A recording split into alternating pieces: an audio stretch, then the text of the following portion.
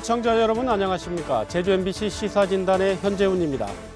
오늘 시사진단에서는 연일 뜨거워지고 있는 제주 제2공항 관련 문제들 그리고 제주형 대중교통 정책에 대해 얘기 나눠보겠습니다. 오늘도 네 분 패널과 함께합니다. 안녕하십니까. 네, 지난 20일 국토부가 제2공항 기본계획 수립 용역 착수 보고회를 정부 세종청사에서 진행했습니다. 보고의 장소가 제주가 아닌 세종시라는 것, 그리고 비공개로 진행된 것에 대해 논란과 반발이 있었는데요. 어떻게 봐야 됩니까?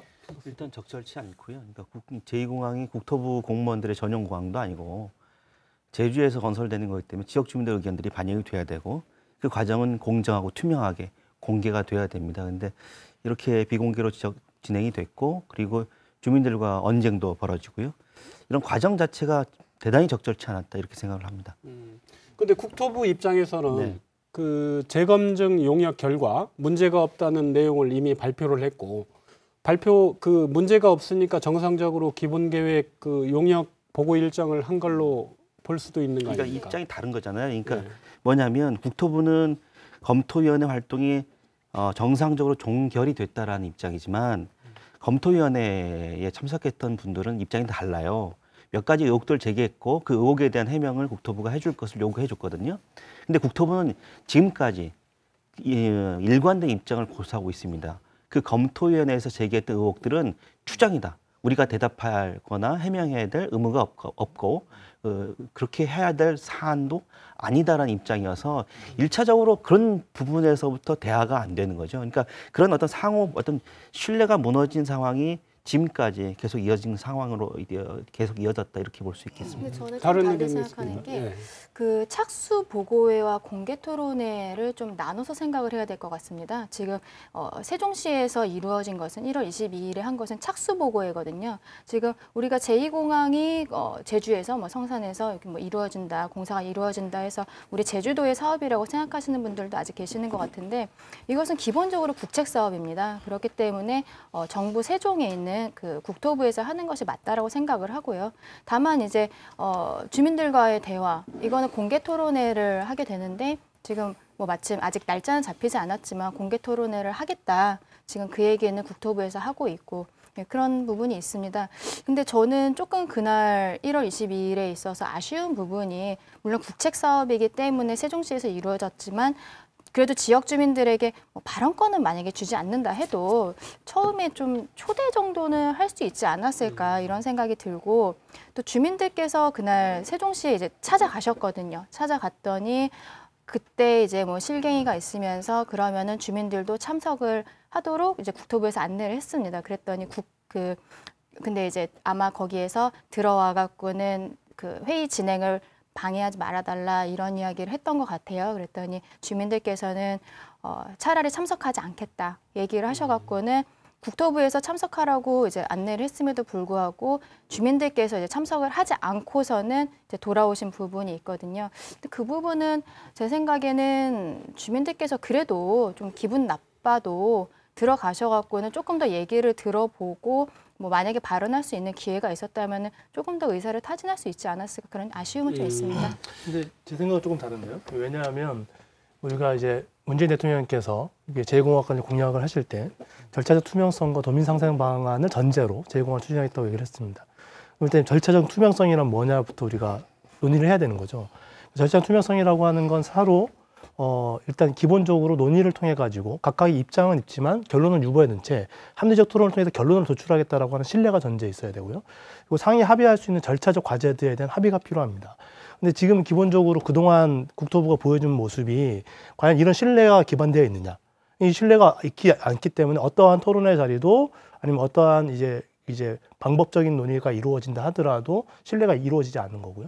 국토부 자체가 기본적으로 강행의 의지를 계속 가지고 있는 상황에서는 절차적 투명성이란 말 자체는 언어 도단이다라고 볼 수 있다고 생각합니다. 김사장님은요? 사실 국토부 입장에서 착수보고회를 비공개로 한 이유를 따져보면 사실은 그 이유는 단순하다고 보여집니다. 이미 사실 국토부가 기본적으로 사실 이제 더 이상 논란거리를 만들 필요도 없고 대화도 사실 그 정도 했으면 충분히 됐다라고 보는 것 같아요. 그래서 이제 결국은 이제 남은 절차들을 밟기 위한 자리이기 때문에 사실 꼭 이걸 그 세종시에서 하느냐, 뭐 주민들 더 불러다가 이걸 토론할 거냐 이런 생각을 하지 않는 것이 근본적인 그 원인이 아니었나 저는 보여집니다. 그러면은 혹시 그 용역 착수 보고의 장소를 제주에서 하는 거하고 세종시에서 하는 거하고 차이가 뭡니까? 일차적으로 상징적인 의미가 있다고 생각합니다. 일단 세종시 하겠다는 얘기는 그러니까 그런 걸 수 있죠. 철저히 국토부의 입장에 따지고 본다면 제주에서 했을 경우에 생길 수 있는 여러 가지 논란들, 갈등 이런 부분들이 이제 언론에 비춰졌을 경우에 이 사업에 대해서 부정적인 여론이 형성될 수 있을 것이다라는 부담감이 작용했을 것이라고 생각이 들고요. 그래서 세종시에서 하게 되는 것도 아마 이런 여러 가지 정무적인 판단이 가장 크게 작용했을 거라고 보거든요. 근데 아까 김종인 대표께서 말씀하셨지만 지금 국토부는 저는 정무적인 판단을 통해서 자신에게 유리한 여론을 형성하려고 노력할 게 아니라 절차적 투명성, 문재인 대통령이 약속한 절차적 투명성을 어떻게 하면 실현할 것인가라고 하는 것에 방점을 찍어야 되는데 세종시에서 착수보게 하는 건 그런 것과는 전혀 맞지 않는다 이렇게 생각합니다. 그리고 착수보고회 끝난 이후에 지금 현재 뭐 원희룡 제주도지사, 민주당 소속 제주도 지역구 도의원 3명, 그리고 국회의원 3분하고 제주도 의회 지금 다수당이도 민주당 도의원들 입장이 뭐 나온 게 있습니까? 일단은 그 얼마 전에 그러니까 이제 착수보고회가 이제 끝나자마자 뭐 부랴부랴 사실 도의회 차원에서는 결의안을 채택을 했죠. 김태석 의장이 제의한 형태를 취해서요. 그 내용적으로 쳐다보면 결국은 아까 말씀하셨던 것처럼 절차적 정당성을 확보하고 상생 방안을 촉구하는 정도라고 보여집니다. 하지만 사실 이게 조금 어찌다 보니까 이제 민주당 도의회라고 할 수 있는 현재의 도의회가 민의를 과연 제대로 대변하고 있는지 좀 반응이 반박자 좀 느리다. 기억하실지 모르겠습니다만은 지난 방송 하실 때 행정대 집행할 때도 그 시절에 그 시간에 의회는 사실 5일장가 있었습니다. 그리고 이번 같은 경우에도 보다 더 구체적으로 그러면 착수보고회가 끝났다면 기본 계획 수립 용역에 대해서는 어떤 입장이고 향후에 어떤 스탠스를 취할 것인가에 대한 구체적인 어떤 방향성을 제시하지 않더라. 단순하게 그냥 여기저기 이제 국토부 쪽 눈치도 봐야 되고 도민들 눈치도 봐야 되는 그 어정쩡한 관계로서 이걸 진행하는 게 사실 좀 아쉽고 못내 우려스럽습니다. 제주도 입장 그 나온 게 있나요? 제주도 입장하고 대응. 그러니까 저는 이제 제주도는 기본적으로 원지사의 입장은 이 국토부의 사업이기 때문에 제주도가 할 수 없다는 기본적인 입장을 고수하고 있는 거거든요. 그러니까 그런 부분들 좀 문제가 있다 생각하지만 아까 김명모 소장님도 도의회에 대한 얘기 나왔는데 그 도의회가 내는 촉구 결의안을 좀 천천히 읽어보면 저는 좀 이게 도의회가 정치인인지 아니면 관전자인지 구분이 안 가요. 그러니까 직접 이 갈등의 문제를 해결할 수 있는 당사자가 도의원들이잖아요. 왜냐하면 지역의 문제이기 때문에 지역의 갈등을 해결하기 위한 대의기관이 도의회가 나서줘야 되는데 스스로는 그런 역할과 책임을 하지 않겠다라고 하는 어떤 일정한 선을 지키고 있다. 전 그런 점에서 도의원들의 역할들이 굉장히 좀 문제가 있다라는 생각이 들고 좀 굉장히 촉구 결의안 자체도 뒤늦었지만 그 내용의 수준도 기대와는 굉장히 동떨어졌다 이렇게 볼 수 있겠습니다. 저는 의외도 의외입니다만 사실 그 지금 우리가 아까 방관자라는 표현을 쓰셨는데요. 도도 사실은 지금 현재 국책 사업이란 이유 하나로 중앙정부에 종속된 지방정부란 차원에서 사실 책임 회피하는 부분을 사실 그 비판받아 마땅하다고 생각합니다. 지금 행정절차법에 규정된 대로 사실 그 주민들의 참여나 절차적 정당성에 대한 부분에 있어서 문제가 있으니까 도 차원에서도 사실 적극적으로 이 민의를 대변할 수 있는 계기를 좀 이제 제공해주는 노력들을 좀 했어야 됨에도 불구하고 전반적으로 지금 의회나 도나 지역의 정치권 자체가 제2공항 문제를 사실 강 건너 불구경하듯 방관자 입장을 취한다는 것 자체는 책임 있는 정치인과 그 지역의 그 입장에서 보면 바람직한 것은 결코 아니라고 보여집니다. 근데 그거는 뭐 어떻게 보면은 어쩔 수가 없는 게 숙명인 것이 정치인들은 재선이라는 것이 있지 않습니까? 본인이 지금 정치인을 하면서 다음번에 사실 또 나가서 재선에서 또 당선되고 싶다는 마음이 기본적으로 가지고 있을 텐데 지금 이게 반대하는 분들의 입장이 계속적으로 언론에 보도가 되고 있는 입장에서 민주당 입장에서는 지금 도의회도 다수당이 민주당이고 그리고 제주도는 또 국회의원, 지역구 국회의원 3분이 다 민주당인데 지금 정부에서 국토부에서 이거 진행하겠다라고 하고 있거든요. 그러니까 이분들은 민주당이면서 또 본인의 지역구들이 있기 때문에 이게 이도 저도 지금 말을 못 하고 있는 상황이 아닌가 좀 그런 생각이 듭니다. 근데 다만 제 생각에는 이제 적어도 국회의원들께서는 곧 이제 의견 표명을 하지 않을까 싶어요. 왜냐하면 이제 총선이 1년밖에 남지 않았기 때문에 계속적으로 이렇게 좀 이렇게 지지부진한 상태로 진행할 수는 없을 거라고 생각을 합니다. 근데 저는 조금 여기에 있어서 궁금한 것이 요즘에 위성곤 국회의원께서 어디서 뭘 하고 계시는 걸까? 또 그런 생각을 합니다. 왜냐하면 본인 지역구거든요.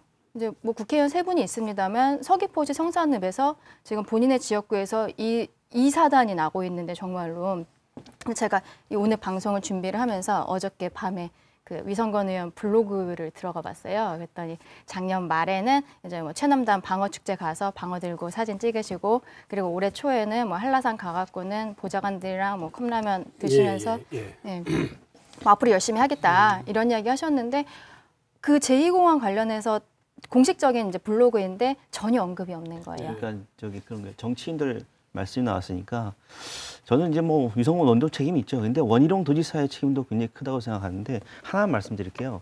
지금 저희도 좀 현관 앞에서 농성하고 있죠. 출퇴근 그리로 합니다. 근데 이제 동영상을 보면 그 비판하는 사람들의 목소리를 듣기 싫어서 한 번은 귀마개를 하고 다니고 한 번은 이어폰을 끼고 다니고 이게 원희룡 도지사의 퇴근 모습이거든요. 저는 이제 원희룡 지사가 굉장히 착하고 있다. 개인으로서의 원희룡 지사의 입장에서 이 반대의 목소리를 바라보고 있는 것 아닌가라는 생각이 듭니다. 도지사는 개인이 아닙니다. 정치인이잖아요. 그러니까 정치인이라고 하는 건 권력을 누리는 자리가 아니라 비판과 비난을 감수해야 되는 자리인데 그 감수하지 않겠다.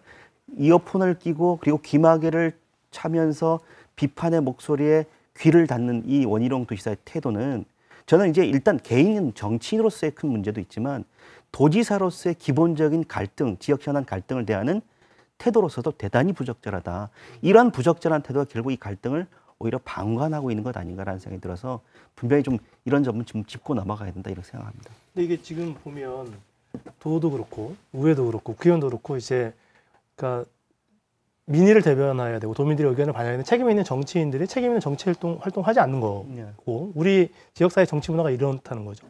이것이 갖고 있는 것들이 이제 도민의 삶에 매우 중요한 요소에 대한 의사결정의 과정들이 되게 왜곡되어 흘러가고 갈등으로만 치닫는 것들을 이어지고 있다라고 하는 것들은 분명 우리가 짚고 넘어가야 될 것 같고요. 이 문제에 대해서는 각 그 정치 주체들은 절차적 투명성이란 무엇이냐, 내가 생각하는 대안은 뭐냐를 책임 있게 의견을 표명해야 됩니다. 단순히 마련해라라든가 그거를 하지 않으면 안 된다라든가 이런 정도의 입장 표명으로는 이 문제에 대해서 해결할 수 없다고 저는 생각합니다. 저도 이제 한 가지 이해가 안 되는 부분이 문재인 대통령의 그 대선 공약이 아까 앞서 말씀했지만 절차적 투명성 그리고 도민 상생 방안 마련이거든요. 사실은 그 당시 여기 제주 지역 국회의원 3분이 제주 지역 공약 차원에서 제2공항 건설과 관련 공약 차원에서 했고 그거에 대한 해법으로 또 대선 공약에서 후보가 내놓은 방안이 그건데 정작 주체들은 바뀌지 않았는데 지금 그에 걸맞게 제대로 역할을 하고 있는지 안 하고 있는지 못 하고 있는지 이 부분도 좀 의심스럽고 집권 여당 의원이면 나름대로 이 정부 국책 사업에 대해서 역할을 충분히 해야 맞는 건 아닌지 이런 아쉬움도 있고요. 정치적 계산을 좀 할 게 아니라 사실 현실적으로는 지금 지역의 상황을 올곧게 중앙정부에다가 전달하는 역할만이라도 좀 제대로 했으면 좋겠다라는 게 이게 주민들의 생각인 것 같습니다. 아시다시피 사실 국책 사업들이라는 게 대부분 지금 이 국토부에서 추진하는 내용 자체가 뭐 제2공항뿐만 아니라 가만히 놓고 보면요, 우리가 국가가 취하는 전략들이 좀 있습니다. DAD라고 해서 결정하고 공포하면 그걸 공익이나 민의로 포장해서 이걸 무조건 성취해야 되는, 성과를 내야 되는 이 구조, 이런 전략들을 취하게 돼요. 예컨대 이게 예를 들어서 제주 같은 경우에도 제2공항과 비슷하게 그렇게 큰 최대 현안이었던 강정 해군기지를 부속할 때도 2011년도에 공유수면 매립과 관련된 매립과 지정과 관련된 그 권한이 중앙정부에서 제주도로 이관이 됩니다. 그리고 2012년도에 관련 공사 진행 과정에서 해군이 위반 사실이 드러나자 이게 당시 도지사였던 우금민 지사께서 이에 대해서 공사 중지 명령을 내립니다. 근데 이제 국토부와 그리고 해군은 그에 따라서 지방자치법을 근거로 해서 이걸 무산시켜 버리죠.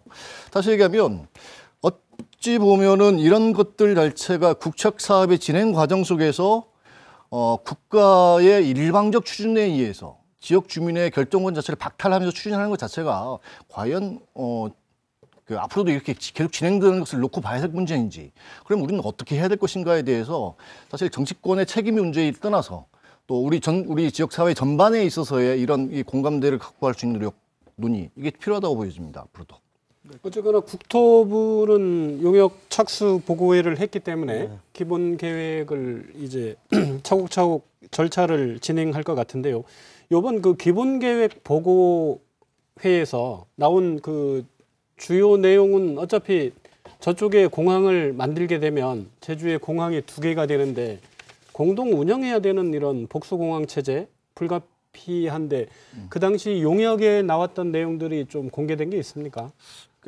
그 구체적으로 사실 공개된 부분은 좀 파악하지 못했습니다만 아마 이런 것 같습니다. 지금 아마 용역진이나 국토부의 입장에서 보면 제1공항, 제2공항, 지금 현재 제2공항이 만들어질 경우에 물론 전제는 이게 기본 계획에 간다는 전제 하에서 이게 추진되는 건데요. 뭐 프랑스 드골공항 같은 경우에는 기본적으로 장거리 노선을 띠는 공항으로, 그리고 이제 오글리 공항 같은 경우에는 단거리 노선을 띠는 공항처럼 이렇게 기능과 역할을 분배하겠다, 이런 그 사례를 제시한 것을 좀 본 적이 있는데요. 지금 그런 상황이라고 하면 제1공항은 어찌 보면 장거리 노선, 아니 뭐 이제 국제선 노선, 그리고 이제 제2공항은 뭐 저가 노선, 뭐 이렇게 해서 나눌 수도 있을 것이고요. 기능적인 부분에 있어서 그런 부분에 있어서 복수공항 운영에 대한 계획도 앞으로 이제 제시할 것이라고 이제 국토부에서는 얘기하는 것 같고요. 또 문제는 또 이게 그 과정에서 제2공항이 만들어질 경우에 지금 문제가 되는 부분 중에 관제권 문제가 좀 있는 것 같아요. 정석공항과의 관제권이 겹치는 부분이 문제 있어서 이런 부분에 대한 문제, 또 그간에 주민들이 계속해서 제기했던 것처럼 그 오름 절취의 문제도 있는 것 같고요. 향후 사실 이게 추진 과정에서 기본 계획을 추진하는 과정에서 또 주민들의 의견도 수렴하겠다고 하는데 이게 실질적으로 제대로 된 주민 의견 수렴이 이루어질지 모르겠습니다만 앞으로 넘어가야 될 사안들은 좀 알 것 같습니다. 그러니까 제가 이제 한 가지 좀 짚고 넘어갈 게 뭐냐면 지금 현재 기본 계획이 어떻게 될 것인지 명확하게 아는 주체가 아무도 없어요. 국토부를 제외하고는. 저희도도 모르고 있고 저희 도의원들은 더 모르고 있고 국회의원들도 모르고 있고 주민들도 더더욱 모르고 있다고 보니까. 그러니까 우리 지역의 공항이 결정되는 문제에 대해서 우리 지역 주민들이 자기 결정권 행사할 수 있는 구조가 아니라는 건 좀 굉장히 불행한 일이다라는 겁니다. 그러니까 국토부가 만약 기본 계획을 수립한다는 건 결국은 공항 건설을 기정사실화 하겠다는 얘기가 되는데 만약에 그게 기정사실이 되면 지금 갈등이라고 하는 건 굉장히 더 깊어지고 심화될 수밖에 없는 구조가 되고요. 그리고 나중에 그 기정사실화되고 나면 지역에는 이런 여론이 있겠죠. 이왕 제2공항이라고 하는 것이 결국은 되돌릴 수 없는 사유로 한다면 그걸 어떻게 효율적으로 운영할 것인가라고 하는 논의들이 생기게 될 텐데 전 이런 논의가 진행되는 과정 속에서 우리가 굉장히 많은 것들을 놓치게 된다. 앞으로 이제 국책사업이 이 제2공항 하나만 끝날 게 아니라 여러 차례 또 있을 수 있다라고 하는 가능성을 두고 본다면 정부나 청와대가 제주에 관련된 국책사업 관련해서 제주 지역 도민들의 결정, 어떤 목소리들을 듣지 않고 일방적으로 추진할 수 있는 선례, 또 하나의 선례를 남긴다는 점에서 굉장히 불행한 일이 될 수 있다 이렇게 생각합니다. 일단 도민사회가 갈등 조정 능력을 상실한 상황이거든요. 그러면 기본 계획하면 제1공항과 제2공항의 운영 계획에 따라 가지고 그 공항 주변의 경제적 문제라든가 도민들이 체감하는 삶의 환경들이 완전 변화되는데 이건 과연 어떻게 또 조율할 거냐? 이걸 그럼 국토부의 의견 따라서 이제 결정이 돼야 되는 거냐? 이런 문제들이 있는 거예요. 근데 이러한 문제에서 여전히 도민들이 제대로 관여하고 책임질 수 있는 방법은 없다라고 하는 게 이제 문제인 것 같고요. 두 번째는 우리가 그 절차적 민주주의성이라든가 심각한 토론들을 하는 이유는 뭐냐면 거기에서 발생하는 다양한 문제들의 새로운 대안을 찾기 위한 노력입니다. 예를 들면 제2공항은 오버투어리즘 문제와 관련돼서 제주도의 환경 소용성의 문제에 대해 심각한 문제 제기를 했습니다. 그러면 향후에 하수 계획은 또 어떻게 할 거냐, 도로 계획은 어떻게 할 거냐, 이러한 종합적인 논의들이 심화되지 않고서 진행되면은 저는 또 다른 문제들을 더 나올 거라고 보거든요. 그래서 단순히 이제 국토해양부가 기본 계획을 수립하는 걸 넘어서서 실제로는 도랑 국토해양부랑 제2공항이 발생하면서 발생할 수 있는 다양한 문제들을 짚고 이거에 대한 다양한 해결책들을 모색하는 단계로까지 진화돼야 된다. 그런 거에 도민들이 참여할 수 있는 구조를 만들어야 된다고 생각합니다. 그 당시 용역보고회 날인데요. 국토부에서 어쨌거나 도민 대상의 공개 토론회를 제안을 했고 이게 날짜는 지금 뭐 확정되지는 않았습니다만은 그 국토부가 제안한 도민 토론회에서 해소돼야 될 부분 핵심적으로 어떤 거라고 봐야 됩니까?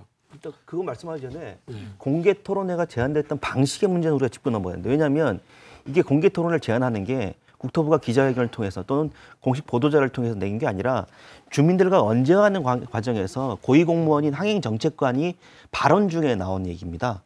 저는 그래서 이런 방식이 굉장히 문제가 있다. 그러니까 국토부가 그동안 제주도민들하고 지역 주민들의 의견들을 얼마나 무시했으면 이런 중차대한 일을 이런 방식을 통해서 제안할까. 그러니까 저는 이제 언론에서도 국토부가 이런 부분들에 대해서 공개 토론을 제안했다라고 받아서 쓰셨던데 저는 이 방식의 문제를 좀 제주 지역 언론에서라도 좀 지적을 좀 해줬어야 된다라는 생각이 듭니다. 그렇기 때문에 사실 공개 토론회가 일단 국토부에서 뭐 제안이든 뭐 이제 언론 취재 과정에서 이렇게 주민들과 만나는 과정에서 이렇게 나왔든 간에 어쨌든 국토부 입장에서는 공개 토론회라는 자리를 만들 가능성이 높아 보입니다. 근데 문제는 제가 봤을 땐 이게 결국은 이 역시도 사실은 형식적이고 요식적인 절차로 치부되지 않을까 그게 우려되는 것이죠. 결국은 국책 사업이기 때문에 반드시 해야 된다는 어떤 명분을 더 앞세울 것이고 그 과정 내에서 주민들의 의견은 충분하게 수렴했다. 이미 다 했던 것에 대한 논란거리를 비화시키지 말아라. 이렇게 강변하면서 사실 국책사업 추진의 정당성을 확보하기 위한 수단으로 악용할 가능성이 크다는 게 더 오히려 걱정되는 부분입니다. 이게 공개토론회가 솔직히 저는 큰 의미 없다고 봅니다. 왜냐하면 이게 기본계획 착수 전에 공개토론을 하고 문제를 도민사회랑 함께 토론해서 짚겠다라고 하는 결론 안에서 진행되든가 아니면 뭐 국회의원이니까 도의회 의견들이 있으니 사전에 이런 절차적 과정의 투명성을 합의를 하자라고 진행되는 것이 아니라 되게 돌출적으로 나온 거고 그냥 진행의 또 하나의 그냥 명분과 절차적인 요소 하나를 갖추기 위한 거에 불과하다. 이거는 제가 봤을 때는 이것이 어떤 해결책이라고 얘기한다면 지금의 제주도에 있는 정가에 계신 분들은 심각하게 반성해야 된다고 생각합니다. 이거 왜냐하면 공개 토론 제안할 때 항행정책관이 뭐라고 얘기했냐면 그러니까 반대 대책이 주민들을 향해서 당신들의 의견이 논리가 얼마나 허약한지를 그러니까 드러날 거다 이렇게 얘기하거든요. 좀 그렇게 얘기한 굉장히 책임 있는 자리에 있는 공무원인데 주민들 상대로 저는 이렇게 굉장히 오만하다 국토부 관료들의 태도가. 그러니까 결국은 반대 대책이 주민들의 어떤 갈등이나 분란을 더욱더 불지피는 효과밖에 없잖아요. 그래서 그런 상황, 그런 기본적인 국토부의 관료들의 태도를 미뤄 짐작했을 경우에 공개 토론에 아까 김종인 대표도 말씀하셨지만 큰 의미가 없다. 요식행위에 그칠 가능성이 대단히 크다 이렇게 생각합니다. 그 기본계획 용역은 일단 6월에 아마 결과물이 나오는 일정으로 이렇게 돼 있던데요. 그러면은 앞으로 이 제2공항 사업은 진행되는 과정도 오늘 이전하고 별 크게 다르지는 않겠네요. 진행되는 상황이. 지금 뭐 용역이 한 5개월 정도 걸린다고 하는데 뭐 6월 정도면 이제 마무리될 것으로 보고. 근데 이번에 그 공개 토론회가 이제 중간에 갑자기 제안된 것은 아마도 그 이전에 우리 제조사 검토위원회 작년 말까지 했었던 그 과정에서 사실 여러 차례 토론이 있기는 했었거든요. 그래서 아마 국토부에서는 그 정도면은 충분했다 이렇게 생각을 하고 이번에 뭐 착수보고회를 하고 이러지 않았을까 이런 생각이 드는데 제 생각에는 공개 토론회가 이제 추후에 진행이 된다면 지금까지처럼 진행할 것이 아니라 이제 쟁점을 맞춰서 지금 반대하시는 분들이 질문하시는 것들이 계속 거의 같은 걸 질문을 하고 있는데 거기에 대해 제대로 답변을 못 받으니까 계속 하고 있는 거거든요. 거기에 대해서 오히려 의혹을 해소하는 형식으로 토론회를 진행을 해야 되지 않을까 그런 생각이 좀 듭니다. 제2공항 이 건설사업과 관련해서 올해 예상되는 남은 이슈 어떤 거 봐야 됩니까? 물론 지금 현재도 사실은 뭐 안개 속이긴 합니다만 굉장히 좀 지금 현재로서는 되게 불확실하죠. 일단 아는 게 없고. 다만 이건 하나는 분명히 보입니다. 갈등은 계속될 것이다라는 것이고요. 그리고 5개월 후에 기본계획 용역이 발표가 되면 그리고 그 발표와 가지고도 여러 가지 의견들이 좀 분란이 될 수밖에 없다. 특히 이제 공항 운영이나 세부적인 그렇게 되면 굉장히 기본적이고 세부적인 운영 계획안들이 좀 드러나게 되잖아요. 그럴 경우에 생기는 여러 가지 문제들. 뭐 일부 언론에서는 뭐 앞서서 뭐 민영 뭐 이런 이야기들도 하던데 그런 부분들도 논의가 될 수 있다. 그러면 이 제2공항 기본계획 수립 용역이 제 생각에는 지금의 갈등 국면과 또 다른 갈등의 국면 그리고 사안이 될 가능성이 대단히 높다. 그래서 올 한 해는 글쎄요 제주 지역에서 제2공항 문제가 굉장히 심각한 문제가 될 가능성이 많을 것 같습니다. 제발 이제 향후 논의가 이게 항상 이게 진영적 논리와 찬반의 결정 논리로 계속 가게 되면 찬반을 결정하는 데 갈등만 발생할 뿐만 아니라 향후 진행될 때 발생하는 문제점들을 해결할 수 없거든요. 저는 만약에 이제 다음 단계로 진입한다면 실제로는 발생할 수 있는 다양한 문제들을 심각하게 좀 토론하고 논의하면서 대안들을 만들어나는 구조를 좀 만들었으면 좋겠다는 생각이 좀 있습니다. 저는 지금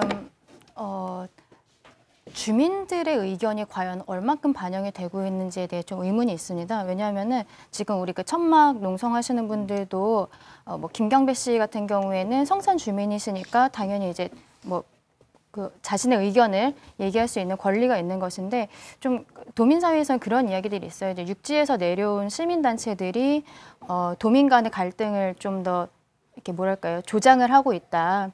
이런 이야기들도 계속 사실 나오고 있는데 저는 정말로 그 성산에서 조상 땅 내놓겠다 지금 얘기하시는 분들 이분들의 의견을 좀 명확하게 확인을 했으면 좋겠습니다. 이제 도의회에서도 뭐 가능하면 하고 그리고 또 아까 말씀드린 위성건 의원께서도 거기 가서 찬성하시는 분들도 있거든요. 지금 찬성하시는 분들은 오히려 반대 의견이 너무 이제 크게 나오다 보니까 본인들의 의견을 개진조차 못하는 마치 찬성을 하면 적폐인 것처럼 지금 오히려 그런 분위기가 나는 것은 저는 좀 문제라고 생각을 하고 그래서 정말로 지역 주민들이 생각하고 있는 부분들에 대해서 공개 토론회를 한다면 물론 시민단체도 중요하지만 정말 그 지역 주민들이 발언을 할 수 있는 기회를 좀 더 줘야 되지 않을까. 근데 하나만 짚고 넘어가죠. 아까 말씀 중에 육지에서 내려온 시민단체들 이렇게 표현하셨는데 그건 대단히 부적절한 표현이고요. 육지에 내려온 시민단체들이 아니라 여기 계신 분들은 제주도민들이고 물론 이주에 오신 분들이긴 하지만 강정혜 변호사처럼 이주에 오신 분들이에요. 그래서 그런 표현 적절치 않다라는 말씀드립니다. 예, 제2공항 건설 사업은 지난 3년 동안 갈등이 심화돼 왔습니다. 절차적 투명성 확보가 당장은 사업을 더디게 하게 보일지 모르지만 결과적으로 사업의 정당성을 강화한다는 것을 정책 당국자들이 명심했으면 합니다. 자, 다음 두 번째 주제 가보겠습니다. 얼마 전 제주도가 올해 교통 분야 주요 정책에 대해서 설명을 했는데요. 주차 환경 개선, 대중교통 체계 안정화, 그리고 운수 종사자에 대한 근로 환경을 개선하는 내용입니다. 예, 김 소장님, 네. 지금까지 이루어진 제주형 그 대중교통 체계 어떤 평가를 좀 하십니까? 일단은 재작년이죠. 재작년 8월부터 시작된 대중교통 체제 개편 자체가 그 방향성이 사실 좀 맞아떨어지고 일부 성과가 있는 것 같다 이렇게 보여집니다.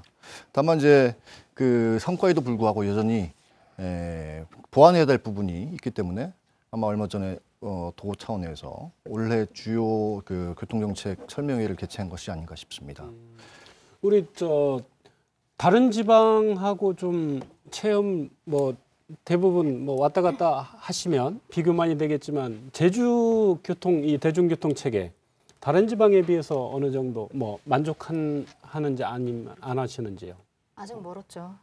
멀었습니까? 저는 그렇게 생각을 합니다. 지금 제주가 2017년 9월인가요? 하반기에 이제 대중교통 체계 개편을 하면서 여러 가지 노력을 시작하는 단계라고 생각을 하고 사실 그 이전까지는 대중교통에 대해서는 거의 손을 놓고 있지 않았나 그런 생각이 있습니다. 서울 같은 경우에는 서울이나 이제 대도시 같은 경우에는 대중교통 사람들이 자기 차를 갖고 다니지 않는 이유가 일단 기본적으로 대중교통이 워낙 잘 돼 있고 또 밖에 나가면은 주차요금이 너무 비싸거든요.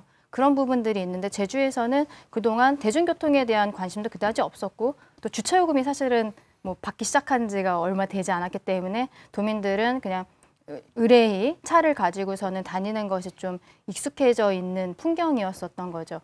그래서 지금 개편을 해서 서울처럼 지선, 간선 이런 시스템으로 이제 처음 시작을 하고 있는데 아직도 그 버스가 자주 다니는 것도 아니고 또 늦은 시간이나 아침 일찍 시간에도 없는 상황이기 때문에 이제 사용하시는 대중교통을 이용하시는 분들이 도민들이 더 늘어나면서 그쪽에 조금 더 예산을 투입을 해서 더 확충을 해야 되지 않을까 그렇게 생각을 그런데 합니다. 지난해 제주도가 대중교통 이용 만족도 조사했는데 좋게 나왔다고 언론에 공개를 했어요. 이게 제가 봤을 때는 뭐 이용객도 한 10% 증가됐다라고 얘기를 하고 만족도가 높아졌다고 생각하는데 모든 일은 얼마의 비용을 써서 어떤 효과를 얻느냐거든요.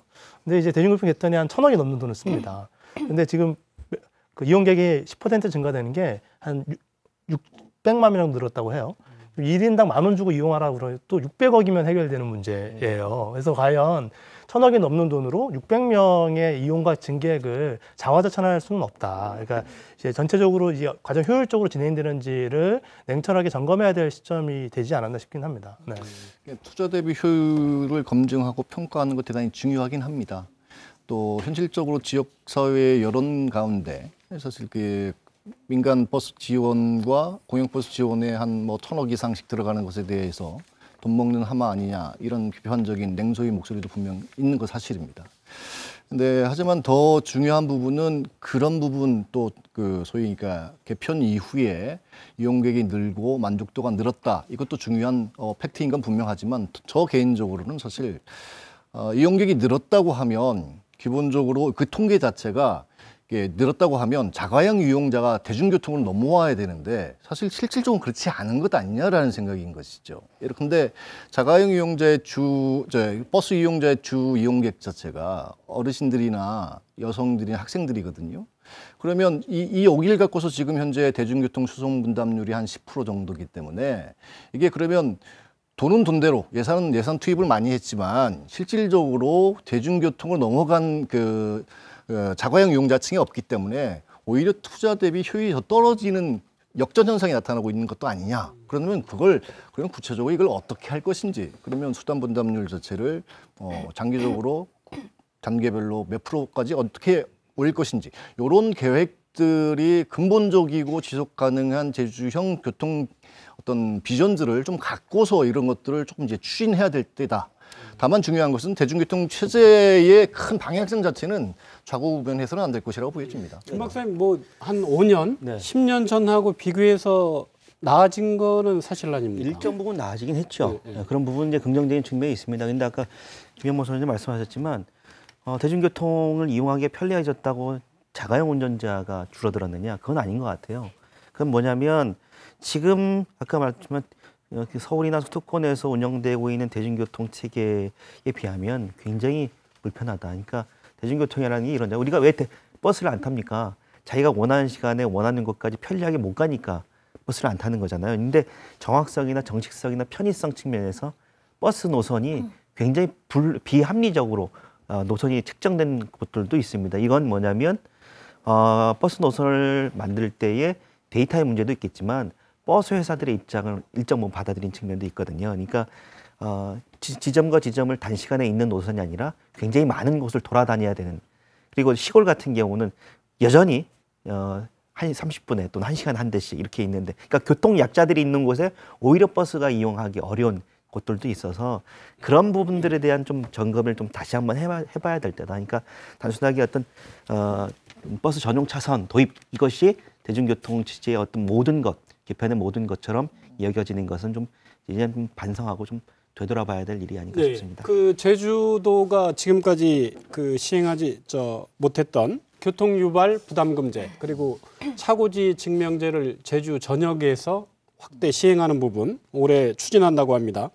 근데 이게 그 조례의 내용이 담아 있어서 사실은 제주도 의회를 통과해야 이제 시행이 되는 문제인데, 그동안 제주도하고 제주도 의회하고 보는 시각이 좀 다른 것 같아요. 아직까지 그 개정이 안 돼 있어서.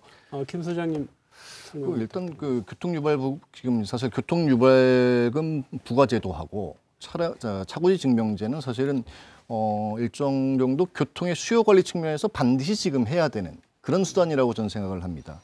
교통유발금 제도는 사실 아시다시피 한 90년대부터 이게 시작된 거예요. 도시교통 촉진법, 도시교통 촉진법에 근거해가지고 도시교통 정비 지역으로 지정된 10만 이상 지역이 한 53군데인데요. 유일하게 제주도만 아직 실시가 되지 않고 있습니다. 근데 아이러니하게도 사실 지난 11월 달에 도의회 환경도시위원회 심사가 보류가 됐어요. 저는 사실 좀 납득이 좀 안 되더라고요. 한편으로 보면 물론 그 보류의 사유가 기본적으로 임차인에게 이런 것들이 이중과세 부담으로 이제 작용할 가능성이 크다는 것인데 사실 우리 지역에 있는 교통의 문제의 큰 핵심 중에 혼잡이나 정체의 문제는 사실 대형 사업장이나 대형 건물에서 야기되고 촉발되는 측면이 크거든요. 그런데 대형 건물이나 그런 대형 그 상가에서 기본적으로 그런 사회적 책임을 다 하지 않았어요, 지금까지. 그 고통과 부담, 불편함은 사실 도민들의 혈세나 도민들한테 다 전가됐던 것이죠. 그런 차원에서 교통유발부담금 제도가 지금 더 강력하게 시작해야 될 시점이다라고 좀 보여주고, 차고지 증명제도 마찬가지입니다. 차고지 증명제 사실 지금 읍면동만 이게 실시하다가 이게 도 전역으로 확대하겠다. 그리고 이제 중대형 차량 중심이었다가 이제 경차까지도 다 확대하겠다는 이런 그 계획인 것 같은데요. 지금 사실 아까 말씀처럼 대중교통 이용 활성화에 예산도 많이 들어가고 여러 가지 것들을 많이 하지만 사실 이것만으로는 다 이루어지지 않는다는 것이죠.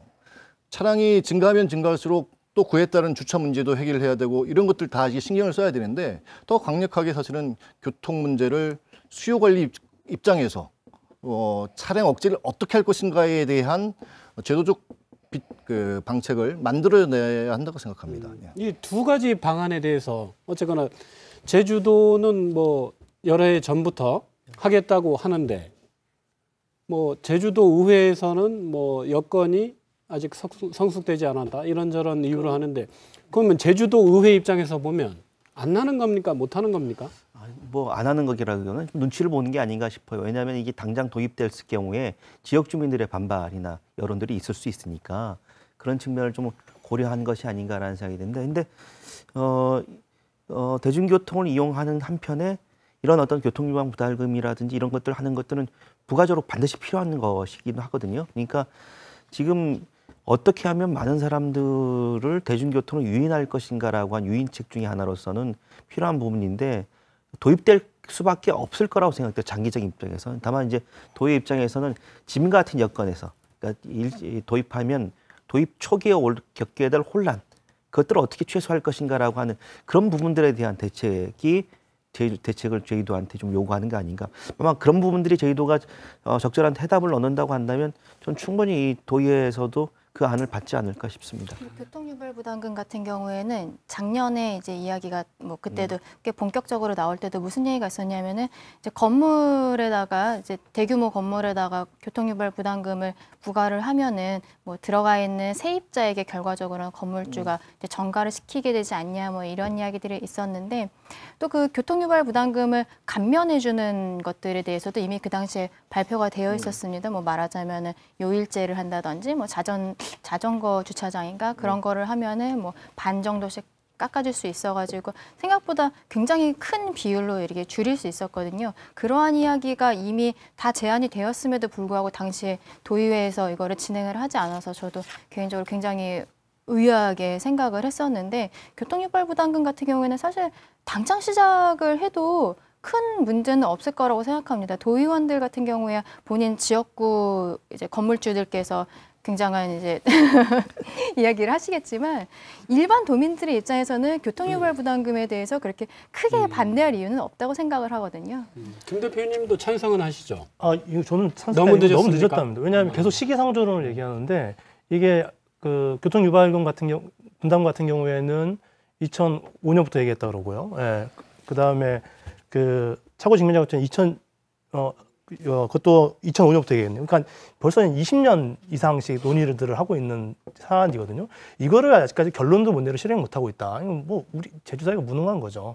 그리고 이거는 그 과정 속에 어떻게 됐냐? 제주도가 차량이 엄청나게 증대됐죠. 2005년부터 지금까지 한 150% 증가됐다고 합니다. 적정 수요보다 훨씬 더 많은 것들이 있고요. 그 결과물은 도민들의 삶의 피해로 온 거거든요. 그러니까 지금이라도 빨리 시행 방안을 찾고 시행하면서 문제를 해결하지 않으면 안 된다라고 생각합니다. 김 소장님 혹시 지금 나와 있는 이 두 가지 방안, 예를 들어 교통유발금 도입도 그 면적당 이 부과의 기준이 있을 건데요. 제주 상황에서 그 정도 내용이면 족합니까? 아니면 더 강화될 필요가 있는 겁니까? 일단 시작함에 있어서 그거 좀 이제 도에서 생각하는 것들을 좀 살펴볼 필요가 있을 것 같은데요. 일단 교통유발 부담금제도는 이제 바닥 면적이 1000제곱미터, 한 300평 남짓 이상 건물부터 시작해 부과를 하겠다는 것이거든요.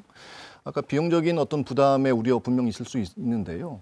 현실적으로 지금 1000제곱미터 그 바닥 면적을 갖고 있는 건물의 경우에 제곱미터당 350원을 부과하게 됩니다. 그러니까 이제 통상 한 해에 한 85, 6만 원 정도의 부담을 지면 되는 건데 우리 강 변호사 얘기했던 것처럼 기본적으로 감면 혜택들이 여러 가지가 있어요. 대형 식당이라고 하면 또 대형 마트라고 하면 소위 이게 부설의 주차장들이 있잖아요. 주차장들을 기본적으로 이제 유료화할 경우에 뭐 90%까지 이렇게 감면을 해줍니다. 그렇기 때문에 오히려 비용적인 측면에 대한 부담감보다는 제도 시행으로 인해서 실질적인 차량 억제 효과를 볼 수 있다는, 증가 억제 효과를 볼 수 있다는 측면에서 중요하다고 보여지고요. 차고지 증명제 같은 경우에는 사실 이런 논란들도 분명히 있습니다. 생계형 자동차를 갖고 계신 분들은 과연 차고지가 없는데 어떻게 먹고 살려는 거냐. 또 주택을 소유하지 않은 자동차 보유자들도 계시죠. 그러면 주택은 주택이고 차는 차 아니냐, 이런 논란 분명히 있을 수 있습니다. 그래서 도에서는 지금 뭐 차고지 증명제를 지금 현행 500m에서 한 1km, 직선 거리로 1km 이내에 이걸 이제 증빙만 하면 된다, 동사무소에 제출하면 된다, 이런 입장이긴 한데 사실 그것만으로는 좀 부족하죠. 예컨대 사실 그렇지 않아도 이면도로도 부족하고 동네마다 어디 차 하나 세울 데가 없는 공간에서 이런 부분에 있어서 사실 시작하면서 그런 부분에 있어서 현실과 부합하지 않는 것에 대한 개선들을 같이 동무해 나갈 필요가 있다고 보여집니다. 그러니까 대중교통 이런 교통체제 개편의 효과는 이런 거잖아요.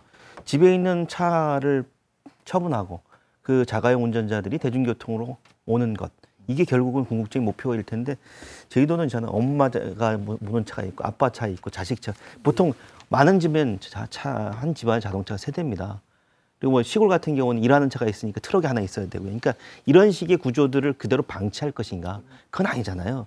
그래서 기본적인 정책적 방향은 맞다고 생각합니다. 그러니까 하지만 초기의 혼란을 조금 최소화할 수 있는 방안들이 마련된다고 한다면 도의가 이걸 안 받으면 안 되는 거죠. 왜냐하면 그 아까 말좀 1000제곱미터 이상의 대형 건물주들의 입장을 도의가 대변해주는 역할이 되니까 도의로서도 이 부분에 대해서는 좀 충분한 고려를 해서 결국은 어떤 식으로 가야 제주의 미래가 있을 것인가 라는 측면에서 좀 고려를 해야 된다고 김 생각합니다. 대표님 혹시 이 두 가지 제도 지금 현행 그 제주도 의회에 그 넘어온 내용보다 더 강화된 내용으로 시행될 필요는 없습니까? 일단 시행하면서 저는 조정이 필요하고요. 지금 제주도가 극약 처방이 필요한 상황이 있기 때문에 더 강화시켜 나가는 방안도 필요하다고 봅니다. 초기에는 다양한 감면 정책을 통해 가지고 진입 장벽을 좀 낮추고 나중에 문제들을 상향시켜 나가야 되고요. 그것과 함께 여기에서 발생되는 어떠한 수익들을 주차 환경이라든가 다양한 이제 그 대중교통의 개선이라든가 이런 것들이 사용됨으로써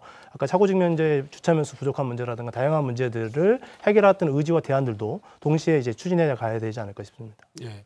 지금 그 제주 인구 68만 명 기준하면 실제 제주도 내에서 이제 운행되는 차량이 38만 대, 전국에서 아마 그 한 세대당 승용차 보유 대수가 전국 최고입니다. 그래서 물론 이제 제주가 다른 시도하고 좀 차이가 있는 부분이 이제 그런 부분입니다. 다른 지역은 이제 지하철이 사실은 그 대중교통의 근간을 이루고 있기 때문에 제주의 그런 열악한 여건은 분명히 그 대중교통이 활성화되지 못한 측면이 있고요. 그래서 아마 예전부터 얘기 나왔습니다만 신교통수단 뭐래도 해야 되지 않느냐 이런 논의들은 꾸준히 있어온 것 같아요. 있었는데 지금까지 그 논의에만 머물렀던 이유가 어디에 있을까요? 글쎄 뭐 여러 가지 이유가 있는데 저는 근데 지금 이제 국토부에서 신교통수단과 관련된 시범 사업을 좀 추진하고 있는데 경기도 화성시, 수원시 이런 데는 적극적으로 유치하겠다고 나서고 있잖아요. 근데 대표적인 게 트램입니다. 트램.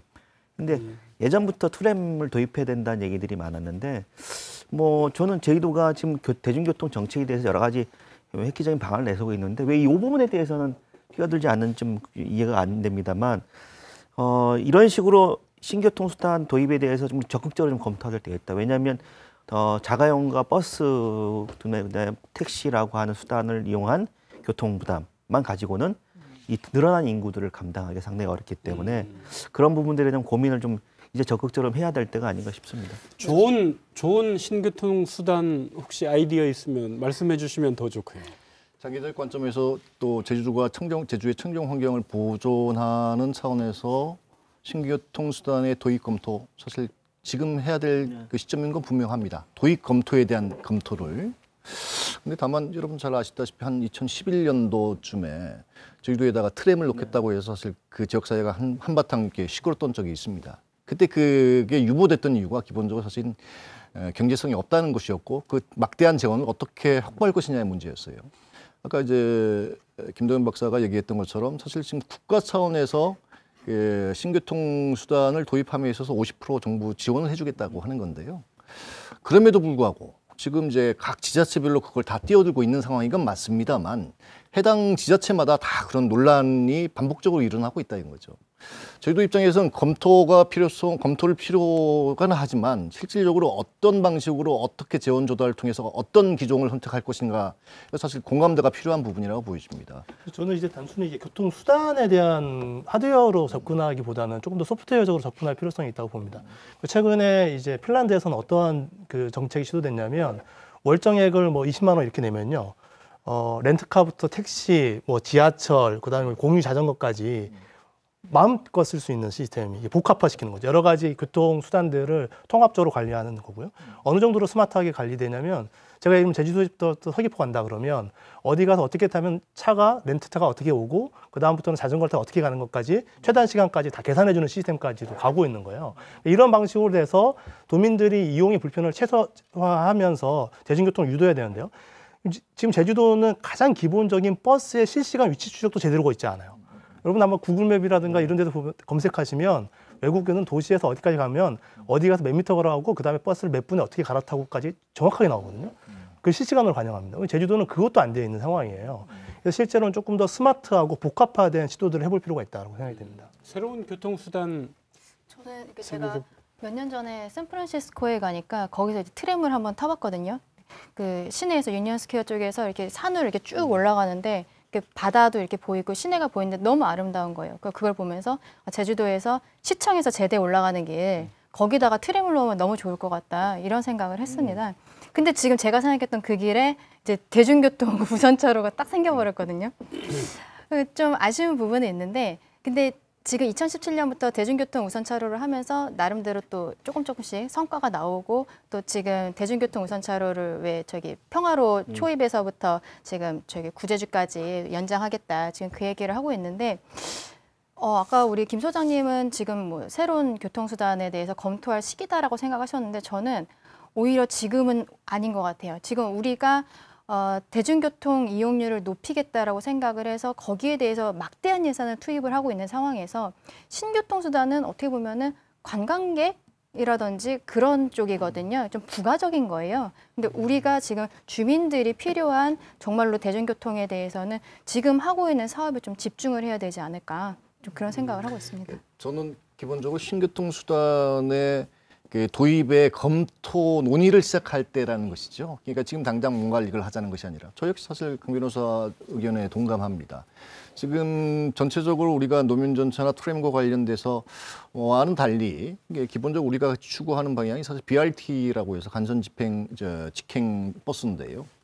결국은 그 점과 점 사이에 있는 지역과 지역 간의 관계를 어느 정도 빨리 신속하게 제 시간에 이동시켜 줄 거냐의 문제에서 보면 지금 현재 우리가 이제 버스 전용 차로제를 지금 운영한 지 1년 반이 되고 있지 않습니까? 근데 이제 문제는 총 15km 가운데 중앙 차로제 같은 경우에는 3.5km밖에 안 되기 때문에 사실 이게 설치해 놓고도 만족도가 사실 그렇게 높지 않다고 보여져요. 뭐 효용성이 떨어진다는 얘기도 있고요. 지역 주민들 점포들에서 반발도 있고 앞으로 확대되면. 근데 더 중요한 것은 신교통수단 도입 검토보다 더 먼저 돼야 될 부분은 오히려 중앙차로제, 가로번 차로제보다는 사실 중앙차로를 더 빨리 이제 더 확산시켜서 확대해서 기본적으로 버스가 자가용보다 더 신속하고 정확하다 이런 것들이 보장되기 때문에 편리하다 이런 것들을 주민들의 인식 속에 각인시켜내고 이 체제를 그렇게 전환시키는 것이 더 필요하다고 보여집니다. 그러면 짧게 마무리 말씀으로 해서 지금 2009년 1월 이 시점에서 이 대중교통 정책 좀 조언하시고 싶은 내용 예, 짧게 말씀하는 걸로 좀 매우 종합적인 대책이 필요한 예, 부분들을 이제 단편적으로 가기 때문에 발생하는 문제라고 봐요. 그러니까 대중교통도 아까 된 것처럼 최근에 다양한 방식으로 뭐 전기자동차라든가 전기자전거라든가 다양한 방식으로 이제 진화되고 있는 방안들을 통합적으로 관리하고 스마트하게 관리하는 패러다임으로 전환하지 않고서 양적인 거와 재정 투입을 해결하겠다라고 하면 한계가 붙으실 것 같다고 저는. 김 소장님 짧게 저는 해주시죠. 교통 문제는 교통의 문제로만 보면 풀 수 없다고 보여집니다. 소위 이게 교통과 관련된 토지 이용 계획, 도시 계획 이게 다 같이 패키지로 사실 이게 봐야 될 부분이거든요. 지금 사실 우리가 노선의 어떤 재배치나 배차 시간의 조정 이런 것들 다 사실 보면 어찌 보면 정시성이나 신속성 때문에 제기되는 건 문제긴 맞습니다만 향후에 사실 이렇게 이 문제를 풀기 위해선 기본적으로 사실 지금 현재 이 저층 저밀도 개발이 아니라 고층 고밀도 개발을 좀 이제 전환시켜야만이 교통 문제도 같이 이제 진행될 수 있다. 예. 이렇게 보여집니다. 예. 김 박사님 짧게. 교통 문제는 아까 말씀한 삶의 문제이죠. 삶의 질을 어떻게 높일 것이냐라는 고민인데 결국은 버스를 이용할 것이냐 자가용 이용할 것이냐 선택의 문제가 아닙니다. 어떻게 하면 우리가 보다 더 삶을 보다 더욱더 잘 운영할 것인가라고 한 측면이기 때문에 저는 이제 대중교통을 이용하는 것이 오히려 우리의 삶에 더 질을 높일 것이다라고 하는 확신과 가치를 좀 확산시켜주는 기본적인 철학을 아래서 좀 진행이 돼야 된다 생각합니다. 저는 지금 대중교통 체제 개편을 한 게 이제 가시적인 성과가 조금씩 나오고 있다라고 생각을 하고 이 부분에 있어서 앞으로 체제 개편 계속하겠다는 거에 대해 의지를 가지고서는 확실하게 진행을 했으면 좋겠다 이런 생각을 합니다. 네. 교통난과 주차난 해소를 위해 자가용 억제 정책은 불가피합니다. 하지만 대중교통이 자가용보다 편리하고 빠른 시스템을 만드는 것이 우선돼야 할 것입니다. 자, 마무리할 시간 됐습니다. 오늘 함께 얘기 나눠주신 패널 4분께 감사드립니다. 저는 다음 시간에 뵙겠습니다. 함께 해주신 시청자 여러분 고맙습니다.